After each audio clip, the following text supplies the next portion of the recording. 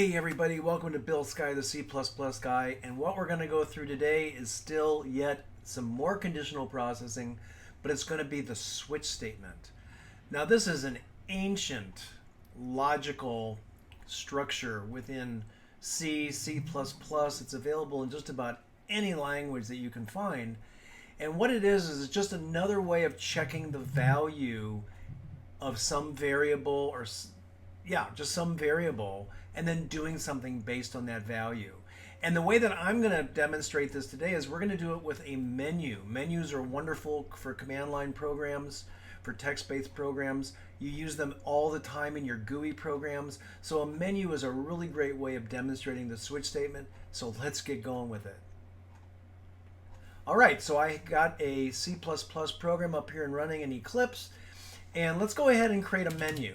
Now a menu, as you may or may not know, is a simple list of things that you can do in your program. It's a nice way of guiding the user through everything that they may want to do in your program. So let's create a very simple menu. I'm just going to say main menu.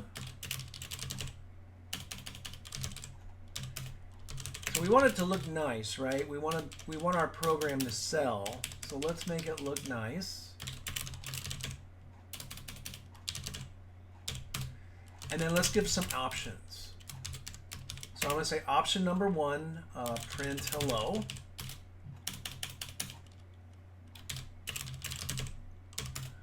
I'm going to say option number two. Now you can put anything in here you want, but it is a good idea to make it very evident to the user what they type to select that menu option.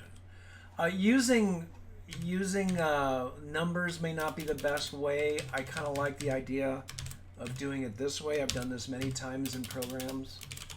Print goodbye. So H would be hello, would be the first option. G would be goodbye. And I don't know, let's do one other one. I don't know, input integer.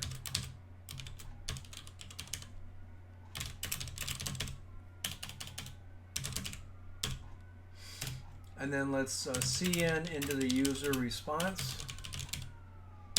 And we also want to clear kin.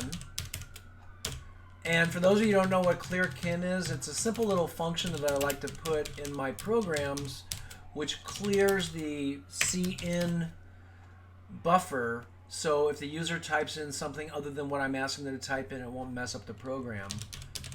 So I'll just go ahead and quickly put it in here.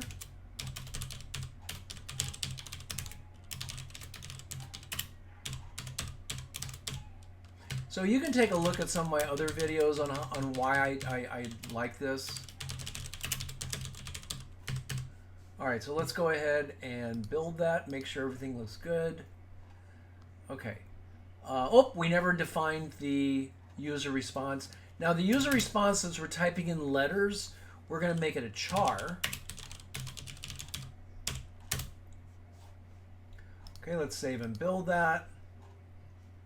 And we still have a problem. Let's see, user response. Oh, chat. What is a chat? This is why I like to compile many, many times in my programs. All right, so let's just go ahead and say cout, you entered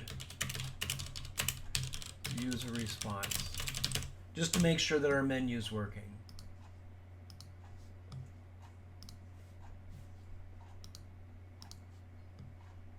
Okay, I'm going to type an H. Okay, you entered H, so it looks pretty good. Now let's add one more menu option.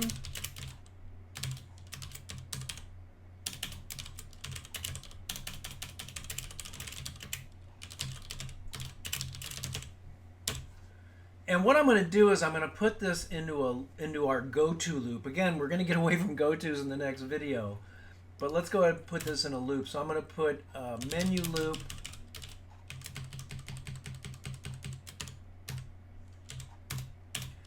I'm going to say go to menu loop. Now, one thing we do want to do here is that we want to say if user response is equal to X, or user response is equal to capital X, we want to leave the program.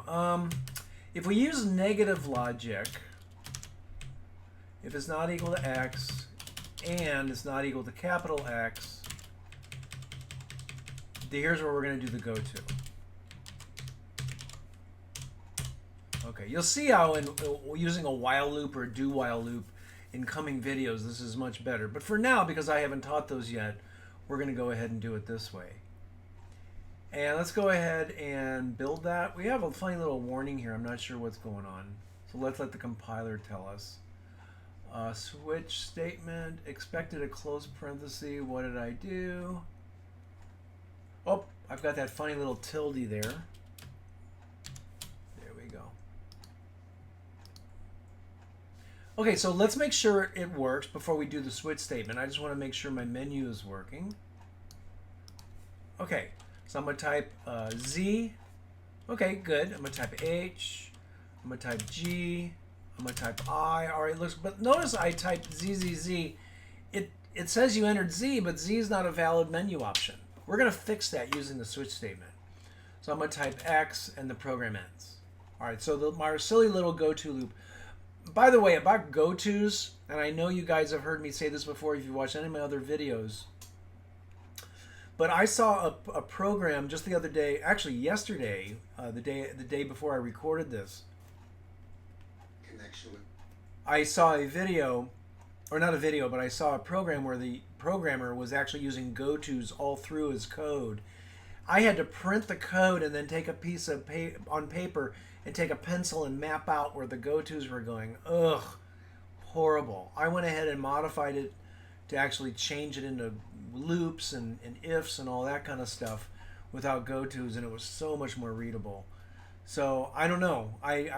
Maybe I imagine this person's kind of maybe an older person, maybe older than me, doing this code, but ugh, go-tos are horrible.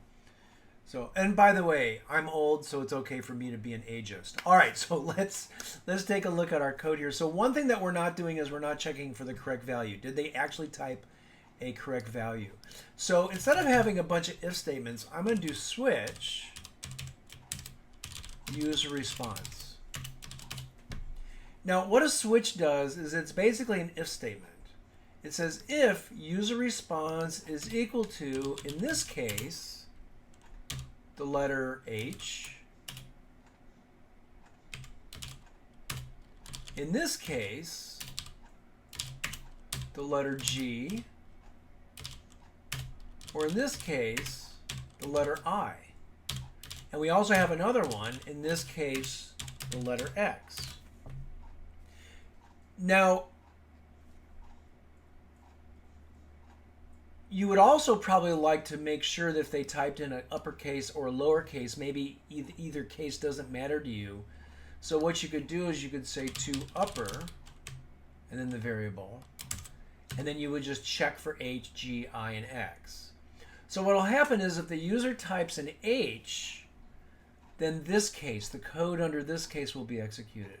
If the user types a G, the code under this case is executed, and so forth. So it's a little bit less than an if statement, but it's much more flexible in some situations. Now, what if they don't type H, G, I, or X?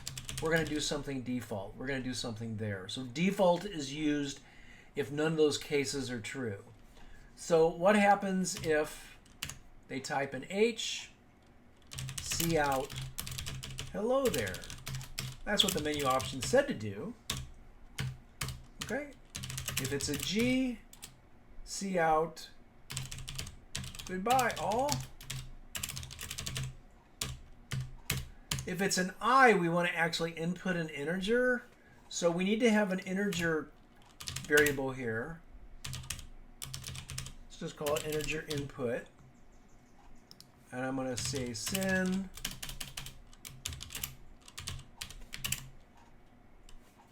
What did we name it? Int inputs. Let me go ahead and copy that.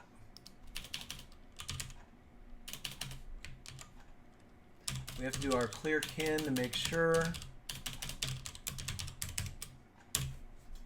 All right, so we allow them to enter an integer. Now it doesn't really do anything, so let's say count you entered int input. And so notice you can have multiple lines of code underneath each case.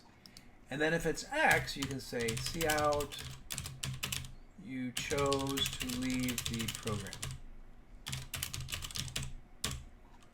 And in default, I'm going to say cout invalid menu option.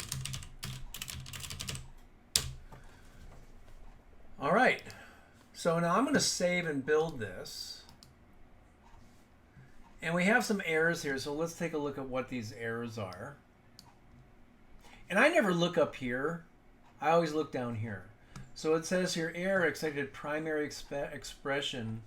Oh, that's because I have this colon there. So you don't put that right next to the case. You put it at the end, which is what I did there. Let's go ahead and build that. There we go. All right.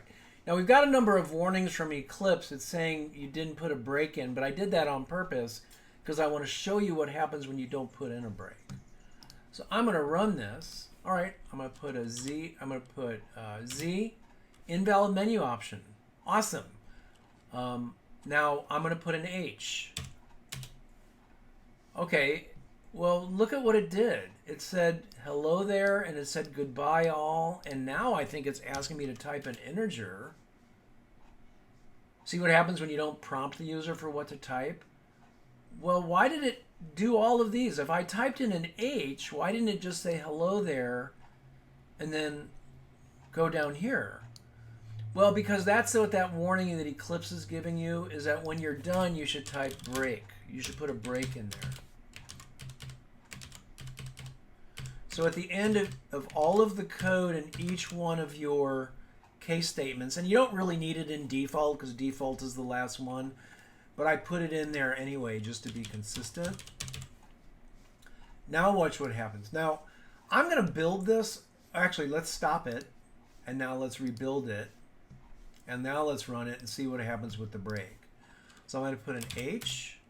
All right, good. Now notice it did not print goodbye like it did before. So it broke out of the switch statement and came down here. So I'm going to go ahead and press the stop. One other thing I want to do is I want to put a cout. Please enter an integer, because we weren't prompting the user for that integer. I found that in one of our tests.